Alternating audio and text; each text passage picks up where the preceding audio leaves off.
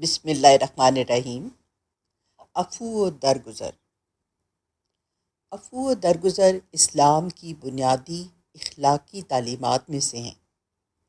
عفو کے معنی معاف کرنا اور درگزر کے معنی دوسروں کی غلطیوں کو نظر انداز کرنا ہے۔ یہ ایسی اعلیٰ صفات ہیں جو انسان کے کردار کو عظمت بخشتی ہیں اور معاشرے میں محبت، امن اور بھائی چارے کو فروغ دیتی ہیں۔ اسلام نے انتقام کی بجائے معافی، نرمی اور برداشت کی تعلیم دی ہے تاکہ انسان ایک دوسرے کے ساتھ حسن سلوک سے زندگی گزار سکے۔ قرآن مجید میں اللہ تعالیٰ ارشاد فرماتا ہے، اور غصہ پی جانے والے اور لوگوں کو معاف کرنے والے اللہ کے محبوب ہیں اور اللہ نیکی کرنے والوں سے محبت کرتا ہے۔ ایک اور مقام پر اللہ تعالیٰ فرماتا ہے، آپ معاف کرنا اختیار کیجئے، نیکی کا حکم دیجئے اور جاہلوں سے درگزر کیجئے۔ اسی طرح ارشاد باری تعالیٰ ہے، انہیں معاف کر دو اور درگزر کرو۔ کیا تم پسند نہیں کرتے کہ اللہ تمہیں معاف کرے؟ احادیث مبارکہ میں بھی عفو و درگزر کی بڑی فضیلت بیان ہوئی ہے۔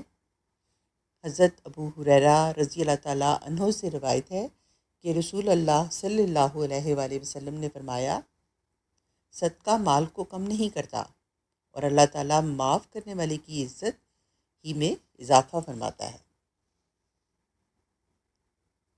ایک اور حدیث میں آپ صلی اللہ علیہ وآلہ وسلم نے فرمایا، طاقتور وہ نہیں جو کشتی میں دوسرے کو پچھاڑ دے، بلکہ طاقتور وہ ہے جو غصے کے وقت اپنے آپ پر قابو رکھے۔ تاجدار رسالت صلی اللہ علیہ وآلہ وسلم نے ارشاد فرمایا، حضرت موسیٰ علیہ السلام نے بارگاہ الہی میں عرض کیا، اے میرے رب، تیرا کون سا بندہ تیرے نزدیک زیادہ عزت والا ہے؟ ارشاد فرمایا، جو قدرت ہونے کے باوجود معاف کر دے۔ حضرت عبداللہ بن عمر رضی اللہ تعالیٰ عنہ سے روایت ہے کہ تاجدار رسالت صلی اللہ علیہ وآلہ وسلم نے ارشاد فرمایا، اللہ کی خوشنودی کے لیے بندے نے غصے کا گھونٹ پیا، اس سے بڑھ کر اللہ کے نزدیک کوئی گھونٹ نہیں۔ رسول اکرم صلی اللہ علیہ وآلہ وسلم کی سیرت طیبہ عفو و درگزر کی روشن مثال ہے۔ فتح مکہ کے موقع پر جب آپ صلی اللہ علیہ وآلہ وسلم کو اپنے دشمنوں پر مکمل اختیار حاصل تھا تو آپ صلی اللہ علیہ وآلہ وسلم نے فرمایا، آج تم پر کوئی گرفت نہیں، جاؤ تم سب آزاد ہو۔ یہ اعلان عام معافی انسانی تاریخ میں رحم، انصاف اور عظیم اخلاق کی بے مثال ہے۔ عفو و درگزر انسان کے دل کو کینہ، حسد اور نفرت سے پاک کرتے ہیں۔ معاف کرنے والا شخص ذہنی سکون حاصل کرتا ہے، اس کے تعلقات مضبوط ہوتے ہیں اور معاشرے میں امن و محبت کی فضا قائم ہوتی ہے۔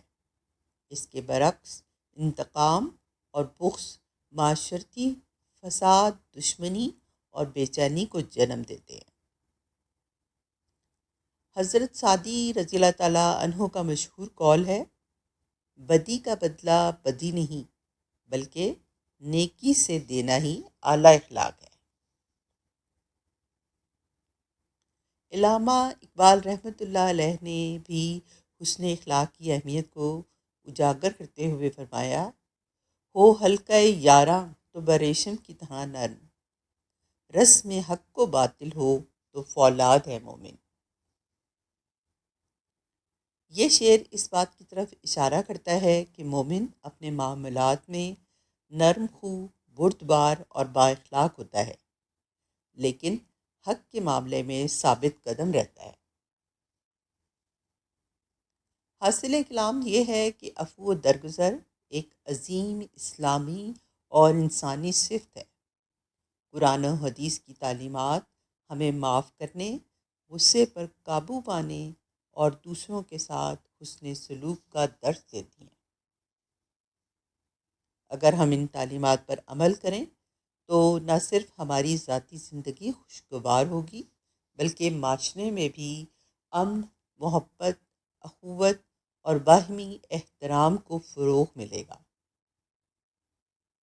اور ہم اللہ تعالیٰ کی رضا اور مغفرت کے مستحق بن سکیں گے۔